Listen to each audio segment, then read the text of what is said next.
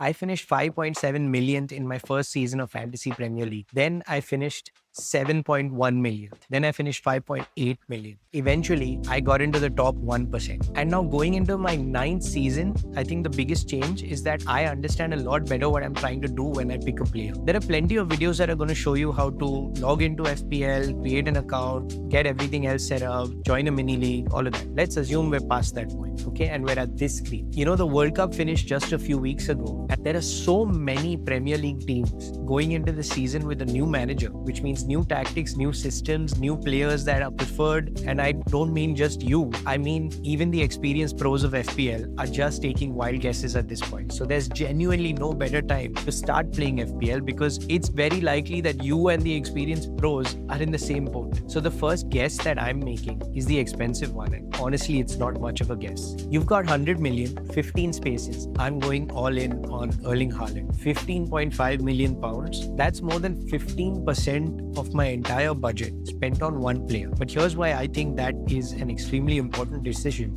and a good one. The reason I'm willing to do that is captaincy. So if I captain Haaland each game week, which is one round of matches, he scores double points each time. Now, the thing is that even if he doesn't do it in game week 1, the next 3 game weeks, Manchester City are going to play Bournemouth, Crystal Palace and Coventry City, which is a newly promoted team. These are teams which Haaland can score against, and I wouldn't bet against him. So I'd probably be captaining him all these weeks. I don't want to start without him and then look for 15.5 million later to bring him in. Each time Haaland scores, say 10 points, I get 20 if I'm captaining him. So very simple, he's in. Now we have to make the other 84.5 million pounds work for us. Starting with the goalkeeper, I'm going to go with Antonin Kinski at Tottenham at 4.5 million pounds. Assuming the final news still says that he's Tottenham's number 1 choice of goalkeeper. And that assuming is important. If I were making this team for my first or second or third season of FPL, I would want certainty. Will he actually start? Will he play most of the match? These are questions you want answered because you can have the most exciting player in the world, but it makes no difference to you in FPL if the guy spends most of the game on Saturday or Sunday sitting on the bench. I want to make sure this player is starting. My second goalkeeper is the cheap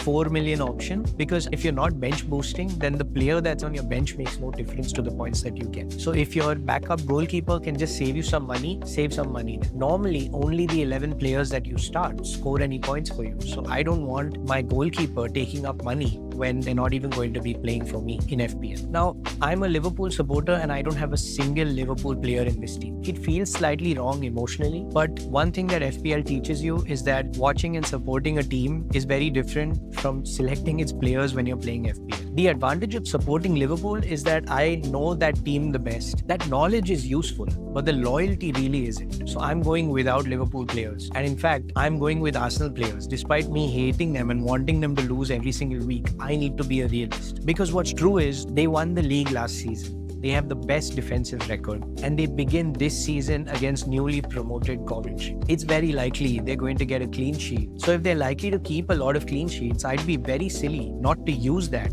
in my FPL thinking simply because I don't like them. Now, Gabriel is the obvious defensive pick, but he costs 8 million pounds. Mosquera, on the other hand, he costs only 5.5 million. If Arsenal win 2-0, they both get the same clean sheet points. Gabriel can usually score more in other ways. For example, getting headers off of corners. He's done that a lot in the past. But what I need to ask myself is the possibility of those points worth the extra 2.5 million that I'm going to be paying for it? Or would I be better off using that 2.5 million elsewhere? I think I can use it better, so I'm choosing Mosquera instead. My next defender is Maguire at 5 million pounds. United start with Hull, Ipswich and Everton, the first two of which have just been promoted. But the other reason I like him is that at his price point, he can also get a lot of points in other ways. Clean sheets, defensive work, corners and free kicks. That's something I didn't understand the first time I started. FPL and real football overlap, but they are not the same thing. So every time that I add someone new, I'm asking myself a few questions.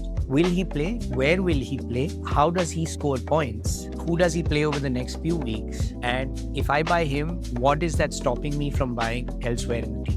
The rest of the defense is where I save some money. Leif Davis is 4 million and he's a defender who actually gets forward, so there's some attacking potential there. Ayer and Greaves similarly give me cheap defensive cover. But there's one bench rule that's truly worth understanding. Your substitute order matters a lot. If somebody in your FPL starting 11 plays 0 minutes, FPL is going to look to bring in a substitute from your bench. Now, the thing is, a goalkeeper can only substitute a goalkeeper. Other outfield players can substitute anyone that's missing. But it must leave you with a legal formation, which means a minimum of 3 defenders. If you are playing only 3 defenders and your first substitute is a midfielder, you're going to get a defender instead. So the bench order is really important. Now we can spend some money. Mbeumo is 8 million. FPL lists him as a midfielder, but what really matters is where United actually play him. If he's playing through the middle or very close to goal, which happens often with him at United, he can get striker-like chances, score goals like a striker, but score FPL points like a midfielder, which is actually really good because midfielders get 5 points for a goal instead of the 4 points that a striker gets, and a midfielder also gets 1 point for a clean sheet. It makes the role very interesting. It's also really good because at the 8 million price point, around it, 8.5, 7.5, there's a lot of different players that you can bring in, and it's especially important because I'm not just building this team for Friday night. I'm building this team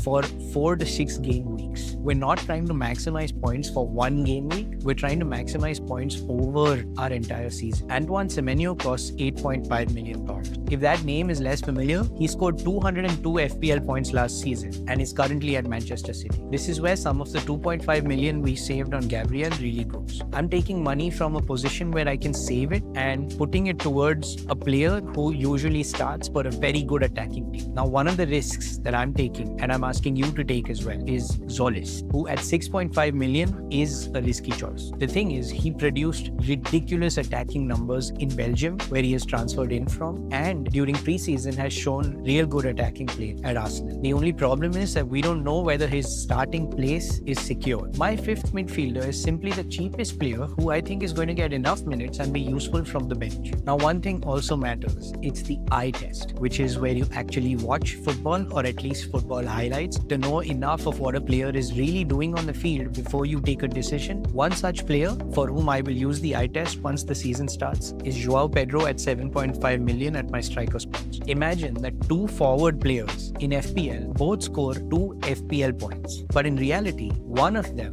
barely plays, barely gets a touch of the ball, and just spends enough time on the pitch to score 2 FPL points. Whereas the other gets 16 chances throughout the game, maybe hits the post 3 or 4 times, and has 2 key passes that could have turned into assists but didn't because another player couldn't score. These are 2 very different stories. They end up as 2 points, but I know that the latter guy next week is likely to score me more FPL points than the first guy who didn't really play well. It's one of the mistakes that I made for years. I would buy a player right after he scored and sell him right after he blanked. It's very important that you remember the reasons you bought a player. They still exist after a bad performance. Now, Calvert-Lewin is 6 million. He scored 14 goals last season. He takes penalties and he gives me a proper starting striker option without taking another 8 or 9 million out of my bag. The price also matters because if another forward at 6 million or around 6 million becomes obviously better, I can easily switch him out. That brings us to 14 players. At the start, I spent 15.5 million pounds on Haaland and asked whether we could build a team without wrecking everything else. We saved in goal. We saved 2.5 million by avoiding Gabriel.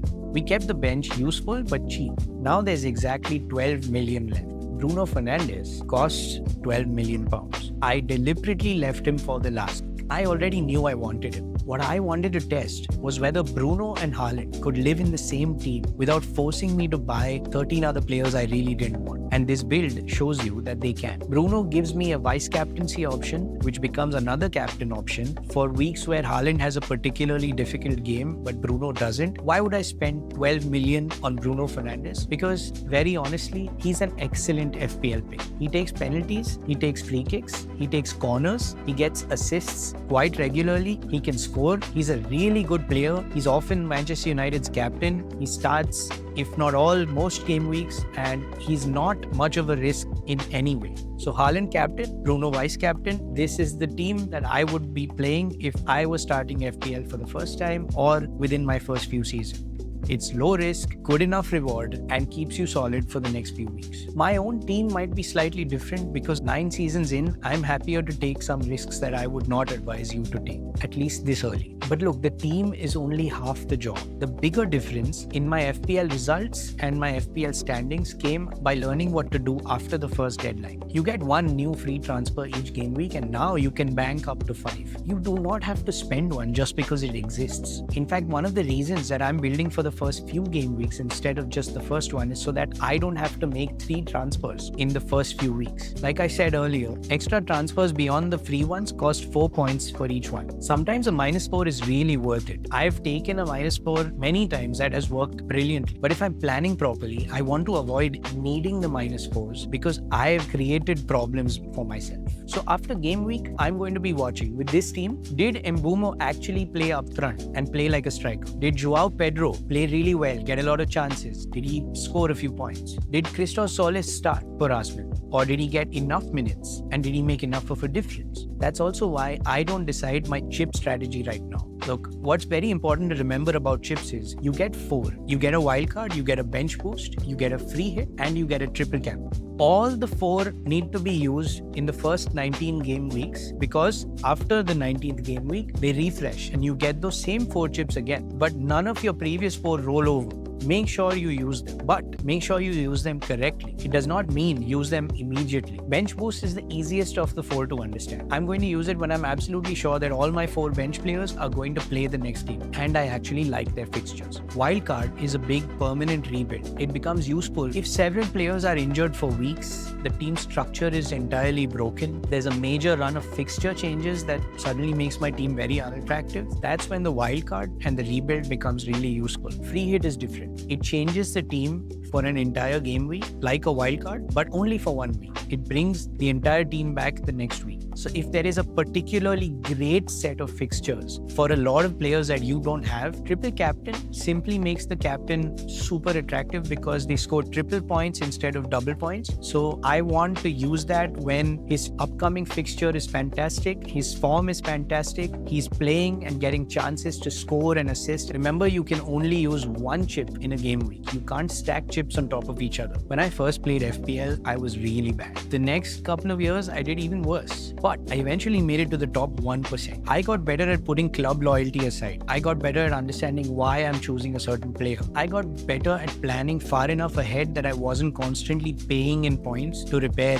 mistakes that I've made when selecting the team. I got more patient and I waited for the right opportunity to use a chip. And I got much better at noticing when something had genuinely changed rather than just reacting because one Saturday went badly. A random match matters because suddenly one of my players is in it and I start noticing who's playing where and what chances they're getting and how many times they're likely to do a stupid tackle and get a yellow card. So this is the team I'd start with if I were learning how to play the game for the first time. Build something sensible for the first few weeks. Keep enough flexibility so that you can react to changes and let the football teach you what you got wrong because there will definitely be something and you can blame me. Thank you for watching, and if you want more FPL content, please tell me in the comments below because I'll be happy to make some more for you.